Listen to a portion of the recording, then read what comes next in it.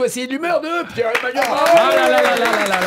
Salut Nagui, salut tout le monde, salut. C'est la rentrée, calmez-vous, calmez-vous, j'ai une blague, j'ai déjà une blague. Est-ce que vous savez ce qui fait un chat en fin de droit? Il touche le RSA. Ah, boum, putain, 1-0 pour l'humour. Ça va être une saison de ouf. Je suis déjà au top. Hein, et pourtant, ça me faisait chier de revenir bosser. On était bien là à la plage. Là. Putain, pourquoi est-ce qu'on est rentré, sérieusement?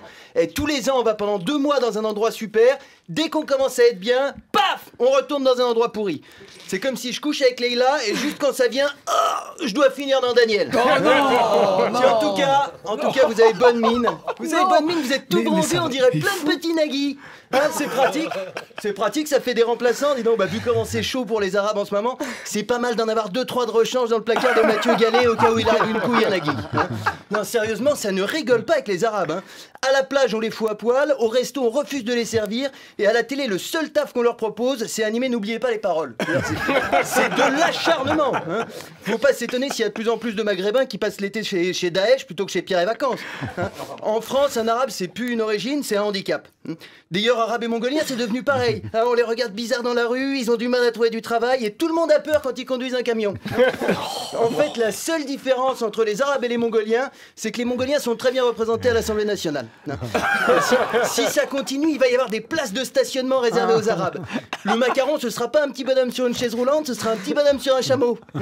Et même s'ils se garent bien sur leur place spéciale arabe, il y aura toujours un flic pour leur dire hop hop hop, elle est vraiment à vous la bagnole? Ah pardon, j'avais pas vu que c'était une 504 avec 6 sièges bébés et des sacs tati sur le toit. Au revoir monsieur, au revoir mesdames. Et puis alors si t'es arabe et musulman, alors là, c'est vraiment la merde. Hein.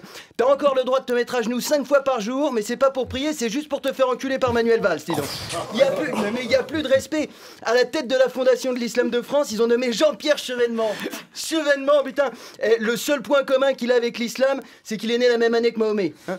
Le message est clair. Le message est clair. On veut bien des arabes et des musulmans en France, mais à condition qu'ils deviennent blancs et chrétiens. Hein. Les premières mesures de Jean-Pierre entrent en vigueur dès septembre. Les musulmans devront désormais prier en direction du ministère de l'Intérieur, faire leurs ablutions avec du vin rouge, et pour fêter l'Aïd, faudra sucer un cochon. Hein. En gage de bonne volonté, Manuel Valls effectuera lui-même les circoncisions.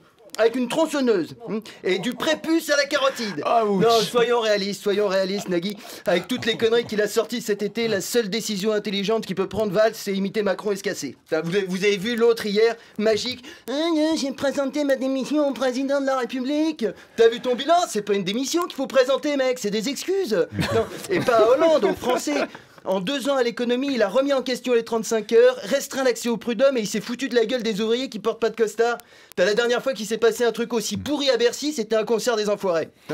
Le seul truc intelligent qu'il a fait Macron, c'est appeler son mouvement En Marche. Il lui reste plus qu'à faire le tour de France à pied avec une cagoule en cuir, un collier clouté et demander à 66 millions de personnes de le punir pour tout ce qu'il a fait.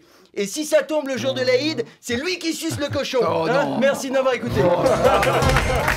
La bande originale, Nagui, sur France Inter.